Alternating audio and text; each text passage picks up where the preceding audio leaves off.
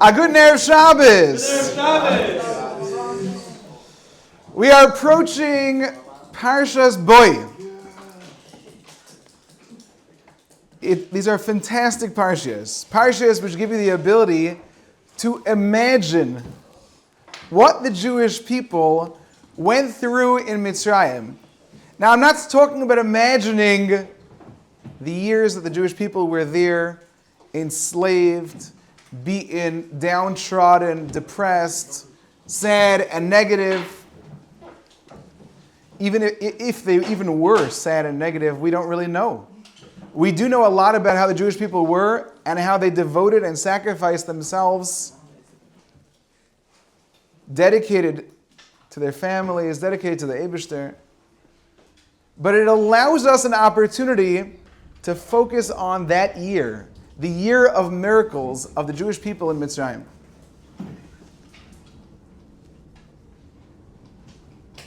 When I was in Eretz Yisrael, learning in yeshiva there in Teres Moshe, the mashgiach in yeshiva, his name is Rav Fishman, Rav Fishman, Shlita.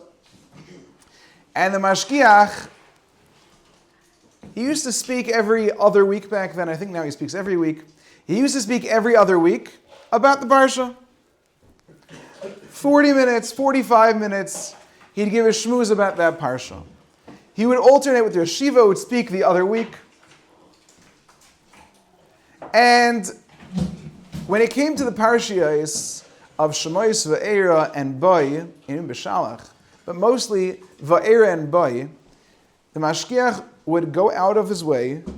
It was unusual. He would give between an hour and a 2-hour long shmooze each of the weeks of Va'era and Boy. My mashgiach is a very deep person, thoughtful person, and the shmoozim in general were musar shmoozim, to develop yourself, to work on yourself. But the parshiyos of Va'era and Boy, that's not what he did.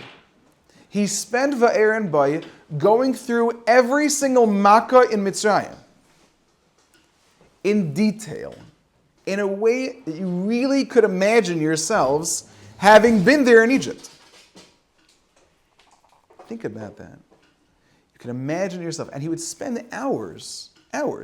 And you'd think, like a guy like me who perhaps put my head down when the normal shmooze took place, that when it came to an hour, 2-hour long shmooze, I would probably pass out. Or Chas v'Shalom didn't show up. Those shmoozim nobody missed. You were riveted. The story of the Jews in Mitzrayim for a full year, every nace, every miracle, imagining what it was before your very eyes. Just try to think about it. The first makkah comes along, it's the makkah of dam, blood. What do we think of blood? I don't know, it was like fruit punch, Hawaiian punch. It was juicy, and okay, they didn't get to drink it. And like, if you were younger, maybe you got to do this by your mora. You know, your mother, you come home, and they have this cool little thing. It's a cup in a cup. So it looks like there's blood on the outside, and there's really water on the inside, and you have a straw going to the outside and a straw going to the inside. And the Mitzri would drink from the blood, and the Jews would drink from the water. It's so cute. They would get Hawaiian punch, and you got H2O.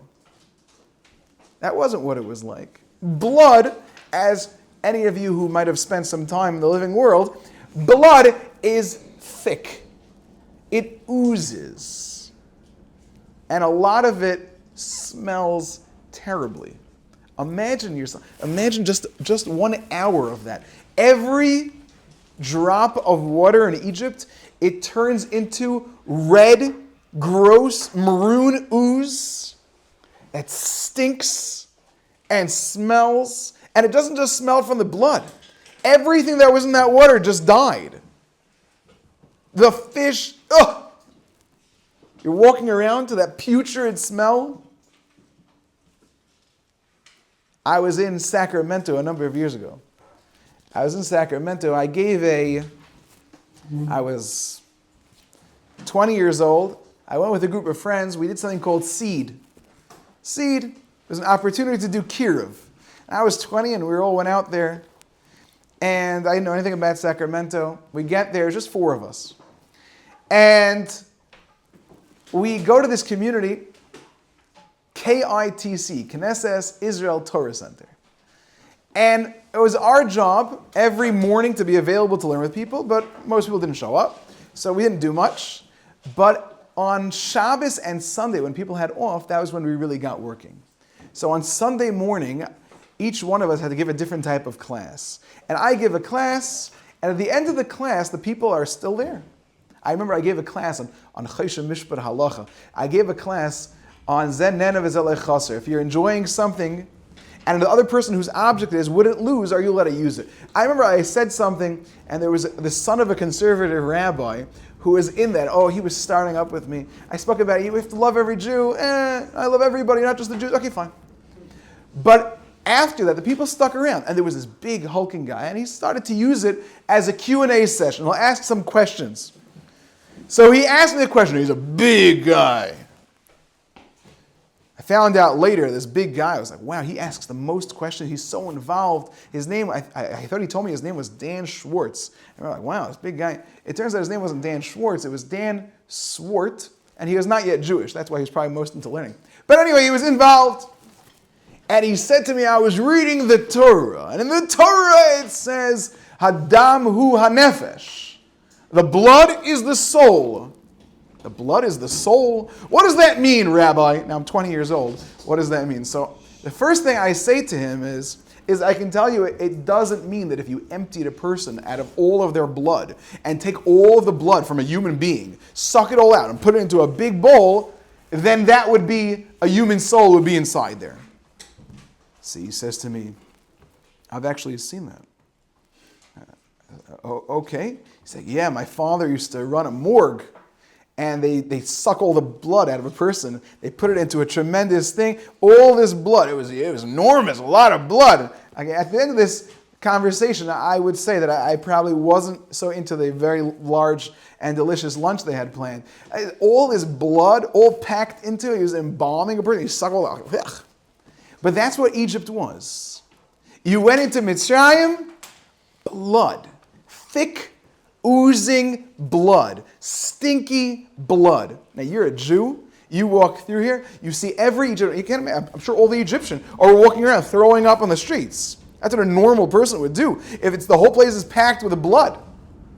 You have every Egyptian walking around. He's starving. They're digging at the river, trying to get some water from somewhere. Nothing. Everything is bloody. And there you are. You walk down the streets, totally unaffected by it. You may go into the Nile River. You scoop it out. In the halacha, you can't really drink out of a river. But you go out of a river, you drink it. Delicious water. This is the most yummy thing on the planet. How wonderful. The Egyptian comes and says, please give me some water. Now you have a heart. A Jew has a heart. You have some mercy. You go over to this Egyptian and say, listen, I'll give you some water, buddy. I'm sorry. It's got this thing going on. And you give him some water, and the moment that he holds on to it, it turns into stinky, oozy blood. And there he is, throwing up again. Until somebody, I'm sure a Jew figured it out, that all he had to do was spend a few dollars, and then you'll give him some water, and it'll stay water. That was the first makkah. And that was for at least a week.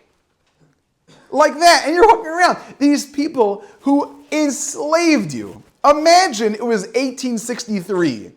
1863. A person is an enslaved slave in the United States. They're locked in. And then suddenly it ends. But it doesn't just end.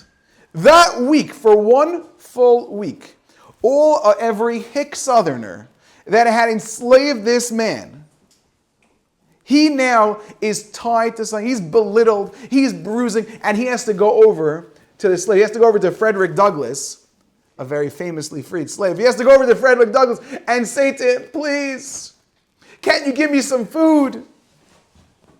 I'll even pay you for it. He has to pay his slave. That was down. That's just one of the makkahs. And I'm not even going into all the midrashim. That's just the pasuk. You learn a medrash. You understand what blood really was. And how every person who was hurt by it, they understood how this is midah keneged midah. This is corresponding to exactly what you did to us. You're getting it right back. A few weeks pass. Moshe Rabbeinu comes down to Mitzrayim. Goes to Pari, and he says to him, Guess what? Here's one more. Tzfardeya. Now I imagine, like all of us, Pirate didn't necessarily know what the word Tzfardeya meant. I don't know. Tzfardeya.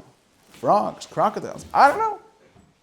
They get in, and suddenly, if you follow that Gemara, that says one huge frog jumps out. What kind of person sees that frog and isn't crying? You can imagine how big this. It wasn't a big frog like this big. Enormous frog. Thunk. Jumps right out of the Nile River. And then one Mitzri goes over to it and he hits it and out pops frogs. Another one pops frog. I had a Rebbe, he said, imagine if 1, 2, 3 times you hit it, it doesn't work. Like, why are people still hitting this huge frog? I like to say it, I think I said this last year. This Rebbe of mine said that he was once outside of yeshiva, and the guy had what we used to call a yeshiva shakar. This guy had a car, it wasn't such a great car. It was a little broken down. And the guy whose car it is sticks the keys in. In the olden days, when you had to stick the key into the ignition. He sticks the key in, he turns, it doesn't turn on. So the next guy comes along, he says, listen, I'll try. So he sticks the key in, and it goes, it doesn't work.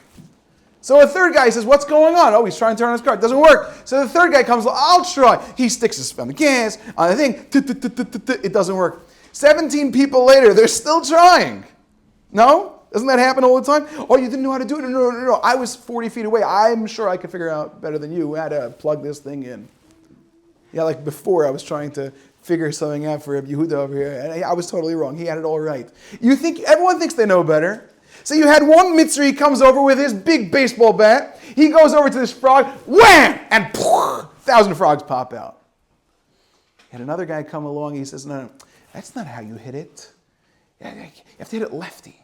And he hits it as a lefty. And then more pop. And they keep doing this until the whole place is full. Now, okay, the kids sing this song. Frogs in your hand and frogs here, frogs there, frogs were jumping everywhere. Frogs jumping everywhere. Do you know where they jumped? They went straight down a person's throat. They were inside their stomachs. A person choked on a frog. I choke very easily. Yeah, we know this. I choke very easily. Imagine choking on a frog. It goes down your throat, jumping around in there, and it stays in there, and it hangs out, not for an hour, not for 2 hours, a week, maybe 2, 3 weeks, hanging out everywhere. The croaking noises, they must have been going insane from that. Just the noise. I just want to add, not that I'm focusing on all the vomit, but they probably were vomiting up this again. Frogs everywhere. Did you stop and think what it must have looked like? Imagine you're a little kid, a little Jewish kid. Yeah, in America they don't really have great little Jewish kids. Of course, all of our Jewish kids are nice and halig, but in Eretz Yisrael, the kids there, they run the place. I remember Lag BaOmer, every kid there is gathering all the wood necessary, and of course they also gather an Israeli flag or two, and they put it into the bonfire, and they burn it. These kids, imagine these kids, they run into Mitzrayim, and they see the whole place. What do you think a little kid would do first? First, he try to catch a few of these frogs, right? Play with a few of these frogs. Then his mother will tell them, no, you're going to get warts if you touch the frogs. Okay, fine. But you can't imagine this scene. Frogs everywhere. Frogs in people. Frogs in their food. Frogs in their ovens, frogs in their eyes, frogs in their yarmulkes, frogs everywhere. In their Egyptian yarmulke with the thing. Frogs everywhere. Can you imagine what that must have been like? Think about what that must have been like. And you can go through every makkah. There is a tragedy nowadays. The tragedy nowadays is our limited imagination. A limited imagination. I've said this story before. I had a student in my class. They had just sold a Leonardo da Vinci painting. Something like between $300 and $500 million. A huge amount. And it was so expensive. They're spending that money on a Da Vinci painting. Okay. I came to my class the next day, and I said to them, this is years ago, I said to them, they sold a Da Vinci painting $500 million. If you had $1 billion, what would you do with it, with $1 billion? And they're thinking, one boy, he had a shtickle imagination. I'd buy a hotel. Okay. Another boy, he says, this is boy number 2, he says, I'd get a new phone. Okay, that's like $700, okay? Or maybe a good expensive one, $1,500. Yeah. I get a new phone. And then I'd get sneakers and I don't know. So I said, you have $1 billion left from your $1 billion. What are you going to get? Totally not sure. No imagination. The loss of imagination. Where are the dreams? If I had $1 billion, what do you do with it? Be able to build this and go there and take care of them. I'm sure I'd buy something. I'd probably, not a new mic, this mic is already expensive, but maybe a new tie. You guys see me wearing the same tie all the time. Maybe I'd get a new tie. But $1 billion? Get a dream. Dream what you could do with $1 billion. People lost their imagination. You read the Parshas Va'era and Parshas Bo, what a person could accomplish with such dreams. You see what the Jewish people went through in Mitzrayim. Have you stopped and considered what Dam was? Tzvardeya, Kinim, Arav, Dever, Shchin?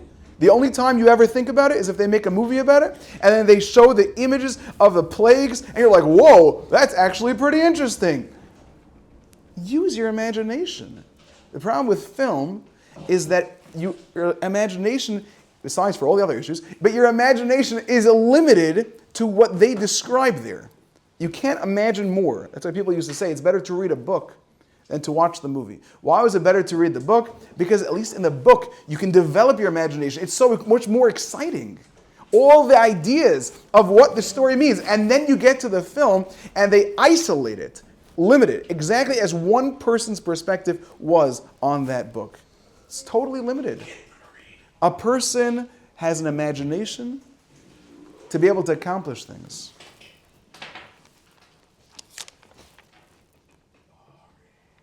A person should think about this.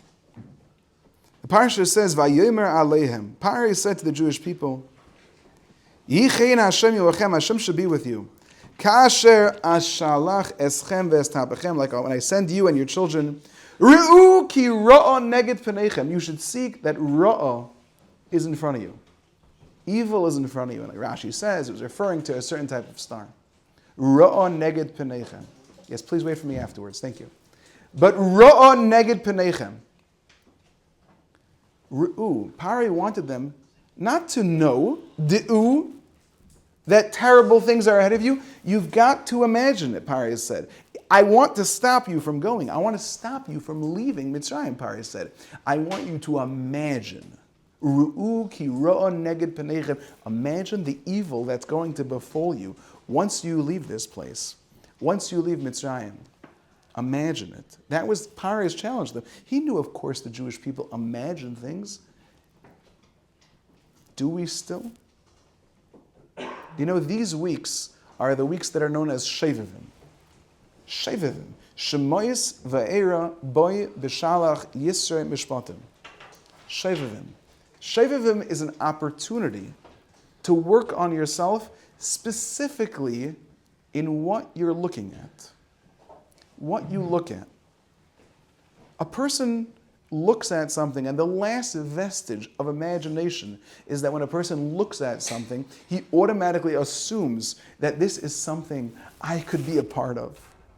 You look at an inappropriate picture, an image, a movie, a video, you start imagining yourself as relating to this.